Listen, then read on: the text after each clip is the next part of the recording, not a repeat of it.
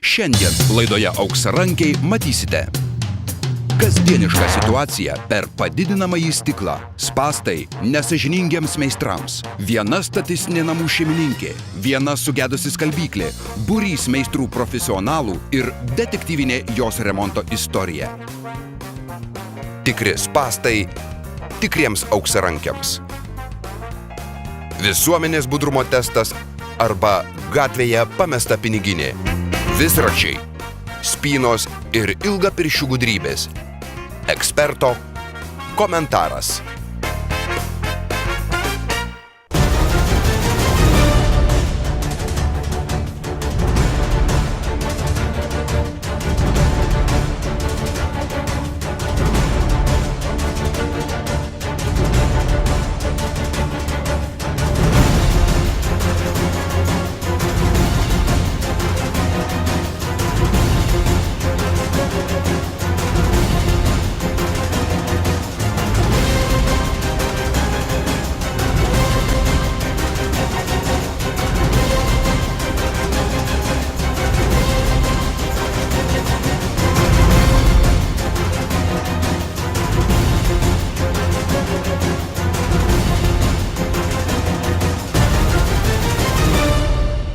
Kai kurių asmenų balsas ir išvaizda pakeisti, norint apsaugoti jų privatumą ir tapatybę. Praėjusią savaitę vykdėme žurnalistinį tyrimą automobilių turguje. Mėginome išsiaiškinti, kokia reali automobilių būklė ir kokiais būdais galima nustatyti tikrąjį automobilio stovį. Šį kartą siūlome kiek kitokią. Dailiosios lyties atstovėms subalansuota istorija. Standartinis daugiabutis, kuriame gyvena statistinė moteris. Namuose tikrai yra buitinės technikos, šaldytuvas, televizorius ar skalbimo mašina. Deja, technika kartais genda ir ją taisyti paprastai kviečiame meistrus. Jums ko gero teko girdėti įvairiausių istorijų susijusių su meistrais. Šįkart būtent skalbimo mašinų remonto meistrams surengsime testą. Mums talkins šios srities profesionalas, kuris apžiūrės naują skalbyklę ir jai tiesiog nuims variklio diržą. Sutartu laiku atlikti remonto turėtų atvykti 4 meistrai. O štai ir pirmasis. Labą dieną. Prašom. Žinot, nežinau, kas čia yra. Vanduo tik tai, visą laiką baivonė, ar čia ir tik tai, kad ne į sieną, tik čia jau taip ir liktų. Va. Ir ką, visi neima vandens, ar ką čia? Net nežinau, čia norėjau ir tyla. Kas čia yra, Dievas žino. Kaip taisyklė, dažniausiai gedimai būna iššaukti neteisingo naudojimosi. Tiesiog nepatikrinami rūbai prieš sudedant į skalbyklę, perkraunama skalbyklė arba nesukamas vanduo prieš ją paleidžiant. Tarkim, sudėjot rūbus, o ten kišenėse liko monetos, kurios skalbimo metu iškrito, užkimšo arba vandens išpylimo sistemą, arba patį išpylimo siurbliuką, ko pasiekoje jisai sudegė. Ir tarkim, tokiu atveju jūs jau turite papildomas išlaidas mašinos remontui. Bet aš norėčiau jūs palikti kokiai ten 10 minučių, ar sutinkat? Tai kodėl dabar norit pabėgti? Meistras 10 minučių paliekamas vienas, mat buto šeimininkė keliauja į vaistinę. Pasitikiu aš. Tai, bet žinokit, kad nebus pretenzijų paskui, žinokit. Tai nebus, tai aš jūs užrakinsiu. Nenoriu. O jeigu man reikės išeiti, jūs pamiršite? Ne, čia mano viskas, tai ar ne? Palaukit, tai gyvėsim čia, atrodo. Aš labai greitai. Tai kol kas. Jeigu galit dar palaukti, minučių, man atrodo, šia viskas bus labai greitas. Arba bėkit tada visai. Tai gerai. Yra porą kartų tekę būti tokioje situacijoje, tiesiog būti iškviestam po to, kai buvo iškviestas pirmas meistras, po to buvau iškviestas aš. Ir dėl kompetencijos tokios arba tiesiog dėl nevisiškai sąžiningo požiūrio savo darbą buvo nekokybiškai suteikta paslauga klientui. Žmogus tiesiog turėjo 2 kartus sumokėti prieš tai buvusią meistrą, po to sumokėti už paslaugą ir bei pakeistą detalę man. Netrukus buto šeimininkė grįžta namo, o meistras skuba nudžiuginti užsakovę dėl sėkmingai atlikto remonto. Pamenate, nuimtas tik skalbyklės diržas. Taip, vaikumėlis, tai kiek čia aš jums skolingas? bus 70 litrų. Šita suma, kurią įsivardino, jinai yra reali. Ir ją buvo galima paprašyti, mano supratimu, vien už atvažiavimą bei diržo grąžinimą į vietą. Buvo kontaktas nudegęs ir buvo ten valikio kaladėlė. Kažkur tai ten padegusi tokias tavaliau. Kas dirba dabar? Nu tai stebuklis ir dar taip greitai. Taigi, jeigu mūsų neapgauna klausa, meistras per 10 minučių uždėjo ne tik diržą, bet dar ir pakeitė kaladėles ir nudegusius kontaktus. Įdomu, kokias kaladėles ir kokius kontaktus. Eksperto komentaras. Nebuvo verta įsigalvoti kažkokių papildomų gedimų vien tam, kad motyvuot va šitą sumą. Meistras išeidamas turėtų jums palikti, jeigu buvo keista sugedusi detalė. Na ir būtų idealu, jeigu meistras ir parodytų, kurioje vietoje detalė buvo pakeista, kaip atrodo nauja detalė pakeista. Žinoma, būtina ir šiaip ir meistras pats turėtų neprašomas jums suteikti garantiją savo darbui, detalės keitimui. Jeigu yra galimybė, visada, mano galva, geriausia klausinėti draugų, pažįstamų, kaimynų, bendradarbių, kad jie parekomenduotų žmonės, kurie jiems taisė ir kurių paslaugom jie liko patenkinti. Jeigu tokios galimybės nėra, tokiu atveju tada jūs jau imate skelbimo laikraštį, ieškote informacijos internete. Aišku, būtų gerai, kad jūs prieš sutardami su meistru pasiskambintumėte keliems meistrams, pasiklausinėtumėte bent jau apie kainas, paklaustumėte apie terminus, per kiek jie gali pas jūs atvykti. Klausdami kainos, būtent pabrėžkite tai, koks minimalus meistro iškvietimo tarifas. Tada jūs turėsite bendrą supratimą, kiek jums galėtų kainuoti jūsų paslauga šitą meistrą. Na, gal ir nelabai didelė suktybė, tačiau šis atvejis tik įrodo, kad nesuprantančiam klientui kartais atvirai pučiami arabai, norint padidinti darbų sąmatą. Netrukus turi atvykti kitas meistras. Patikrinsime, ar tai dėsningumas, ar tik atsitiktinumas. Čia šį kartą rengsime visuomenės jautrumo testą. Tai yra, mėginsime sužinoti, per kiek laiko ir kaip į įvairius nusikaltimus ar situacijas reaguoja gatve einantys piliečiai. Situacija be kita ko gana nemaloni. Mes pamesime piniginę ir mėginsime pasekti jos kelią.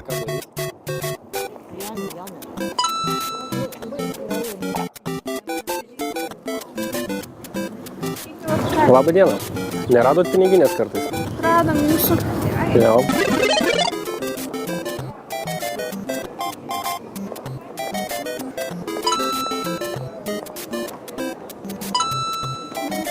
Ačiū labai.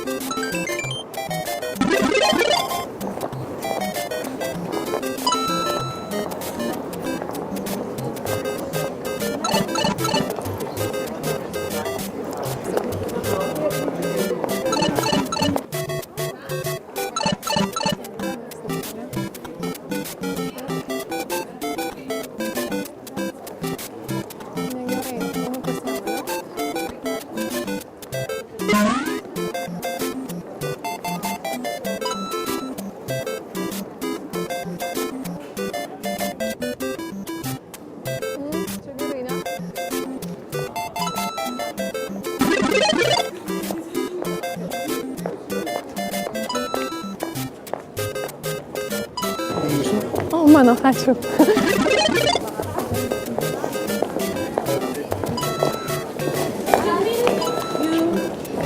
Oh, thanks.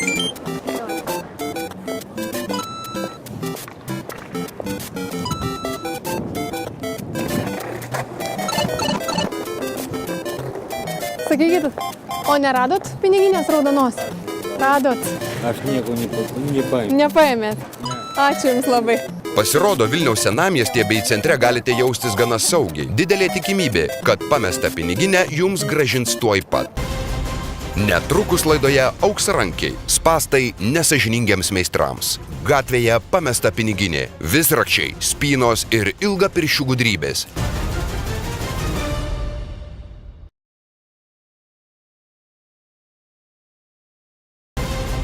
Netrukus laidoje Auksarankiai. Spąstai nesąžiningiems meistrams. Gatvėje pamesta piniginė. Visrakčiai, spynos ir ilgapirščių gudrybės.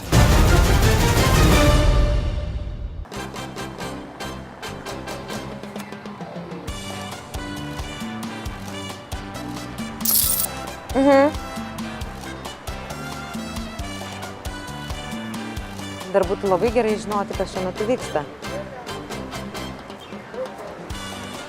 Oi. Oi, ačiū labai. Nu, kad neturiu, žinokit. O dažnai randat piniginės? Ne, nu pas tave dabar iškrito. O šiaip dažnai randat? Tai dažnai iškrenta žmonėm? Nedažnai? Pirmas kartas. Nu va, bet labai ačiū, kad atidavėt. Gerai, dėkui.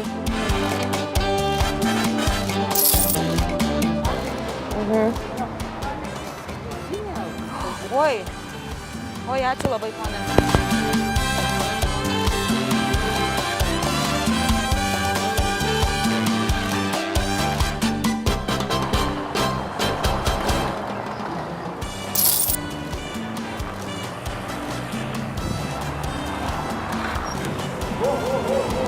Aha.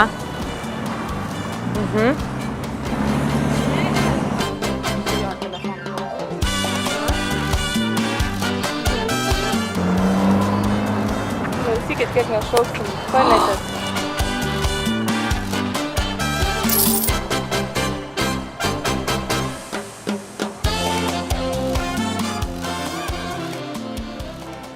Oi, ačiū labai.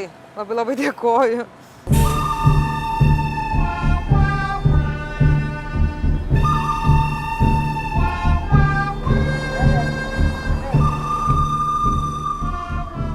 Oi, tai ačiū labai, ponas. Labai dėkoju. Dažnai randat? Dažnai randat? Ne, jūs dabar. O šiaip dažnai randat? Taip, atiduoju. Visada atiduodat? O sąžiningas žmogus, ačiū labai.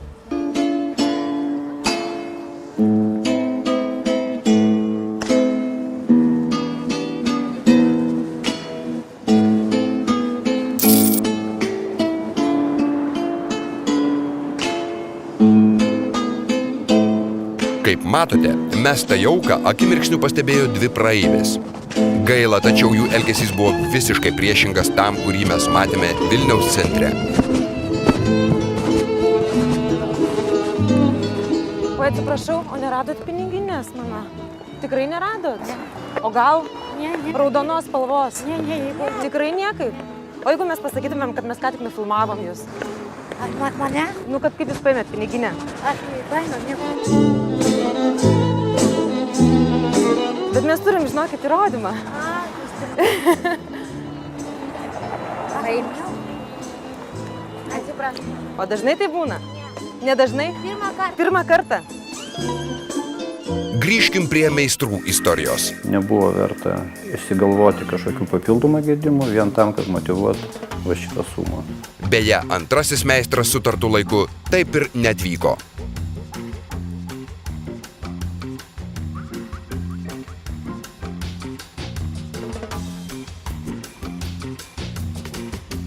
Ji nedirba. Nežinau, kas čia. Retai čia būnu šitą vietą. Žodžiu, vanduo ten va bėga. Ir tiesiog, nežinau, čia norėjau. Labai dažnai vartotojui iškyla klausimas, kaip perkraus nesuvadinti skalbiamosios mašinos, nes vartotojiškoje instrukcijoje būna parašytas kiekis skalbinių, kurį galima skalbti konkrečių skalbiklės modelių. Praktiškai, iš praktikos patogiausia vis dėlto nesverti svarstyklėmis pasiėmus skalbinius, o tiesiog žiūrėti pagal tūrinį matavimą. Medvilnės galima krauti pilną skalbyklę, sintetikos mišrių skalbinių 2/3 būgno apimties, na, o vilnos 1/3.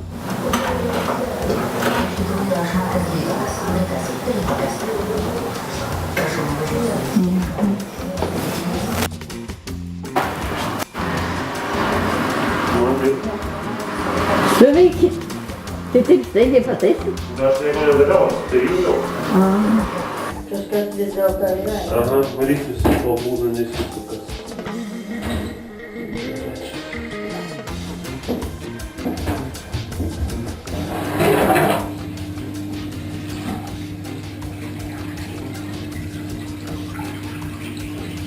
Jeigu lygintume meistrus dirbančius pagal verslo liudijimą ir meistrus, kurie dirba įmonėse, aišku, kainos žemesnės tos žmonės, kurie dirba pagal verslo liudijimą, Tačiau gal kažkiek truputį yra daugiau garantijų pas meistrus, kurie dirba įmonėse, nes ten tada jau atsako ne pats meistras, bet atsako įmonės savininkas. O kodėl kriauklė išpila to kanalizaciją? Net negaliu atsakyti šitą klausimą. Gal taip norėjo, gal kitame O kam šitą kanalį pridaikti, kas čia dar norėjo? Įdomu vieta. Gal čia buvo, gal čia kokie pakeitimai. Ai, čia gal boilerį norėjo šitą vandens šildytuvą kabinti. Mama gali būti. Tas gerai.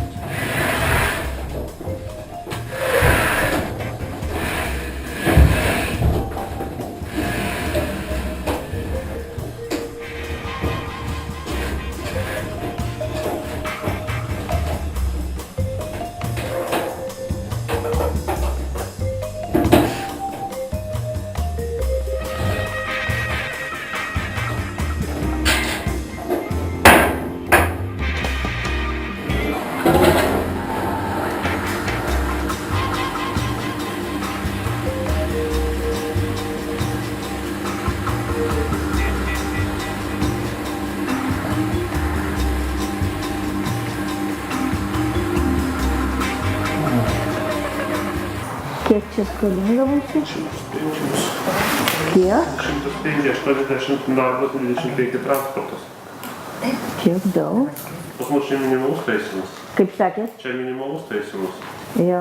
Mums minimali kaina taisymas 180 litų.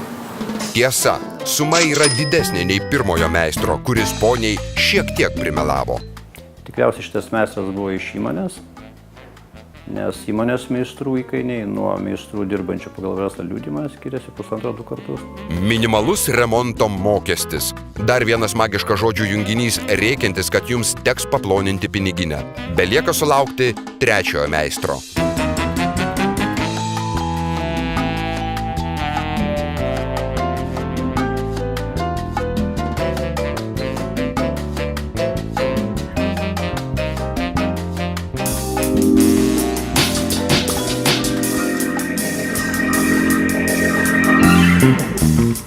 Šiandien laidoje paliesime jautrią temą – spynas. Šis įtaisas skirtas apsaugoti nuosavybę nuo pašalinių žmonių ir jau nuo seno tapo viso pasaulio sukčių ir plėšikų taikiniu.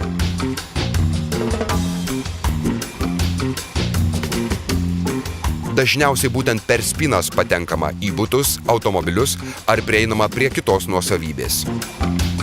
Šaltuoju metų laiku taikiniais Lietuvoje tampa vienkiemiai, sodai, sodybos ir kiti panašaus tipo statiniai.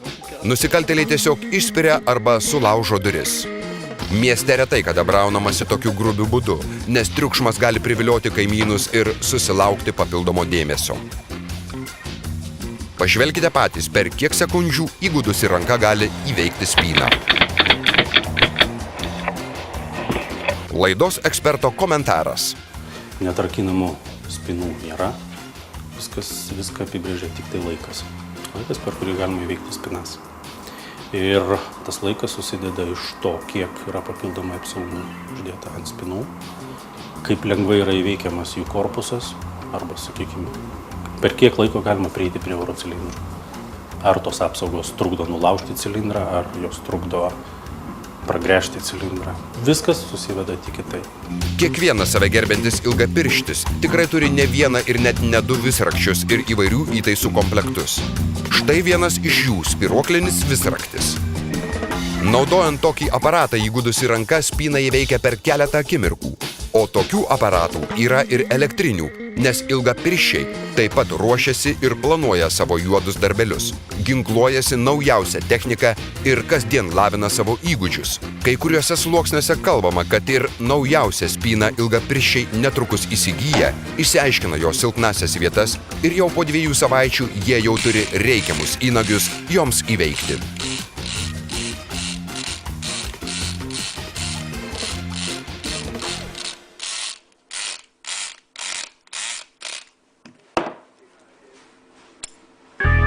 Iš mūsų praktikos, kiek mes draugavome su kriminalistais, kiek dalyvavome apžiūrose po vagysčių, tai yra labai paprastas elementarus įrankis, rankinė drėlė, kuri turi grąžtą specialiai tam paruoštą. Tyliai ramiai, be jokio garso yra pragręžiama tam tikra vieta durų, tuo pačiu ir spina. Ir per tą vietą yra atrakinama spina. Durų pragręžimas, manau, trunka maksimum gal kokias kelias minutės. Toliau visas darbas susiveda į atrakinimą pačios spinos. Prieima prie tam tikro mechanizmo, reikia turėti, aišku, spec tam tikrų įrankių ir žinių. Netrukus laidoje Auksarankiai. Spąstai nesąžiningiems meistrams.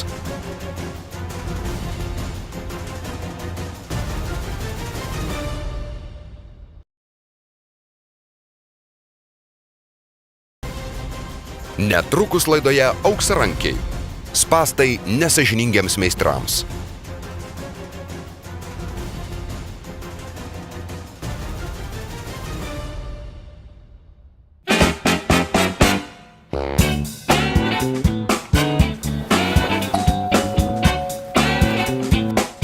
Pagaliau į statistinį butą atvyko trečiasis meistras. Prašom, meistras, taip? Dabar turim skalbimo mašiną ir jinai tyli, nenori dirbti. Taip. Nu, nežinau, aš tiesiog tyla. Gal jūs ką nors suprasit? Prašau. Čia, žinot, vanduo į čia, tai jau nieko ne. Taip.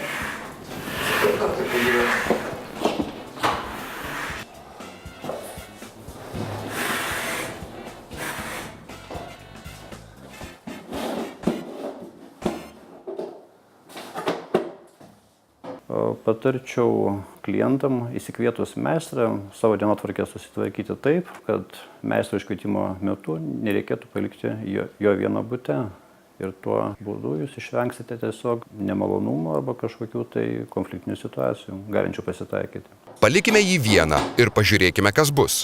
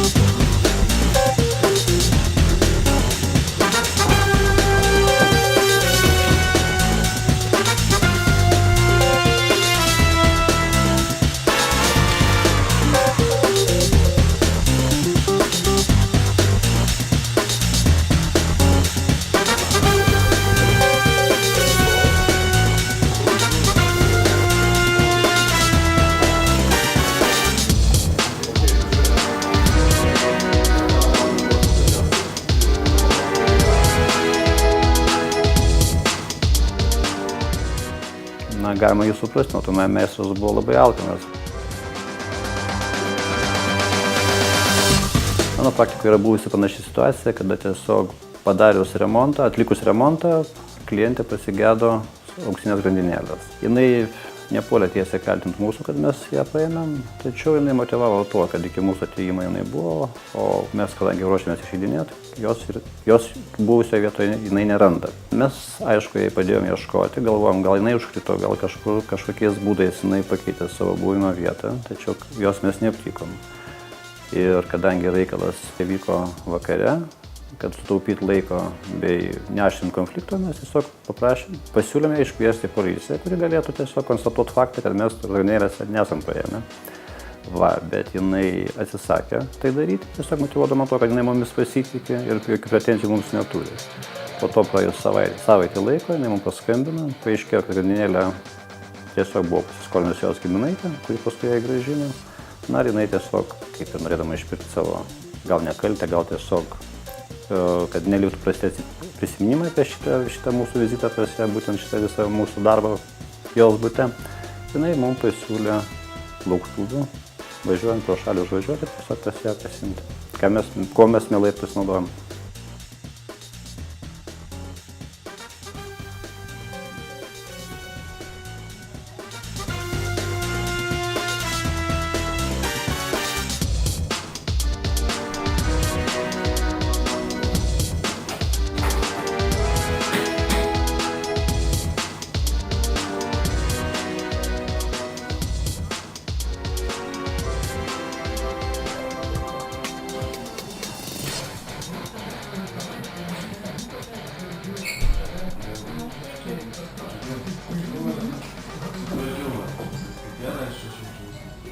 Kiek prašote pinigėlių? Tai ten nieko baisaus nebuvo, tai 50 atvažiavo. Vienas čia garantinis.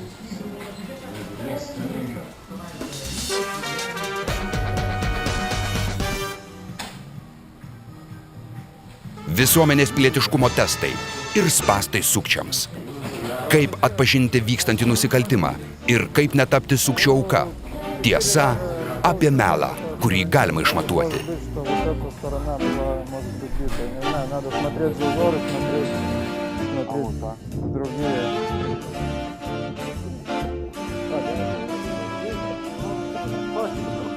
Там начало было, было, да?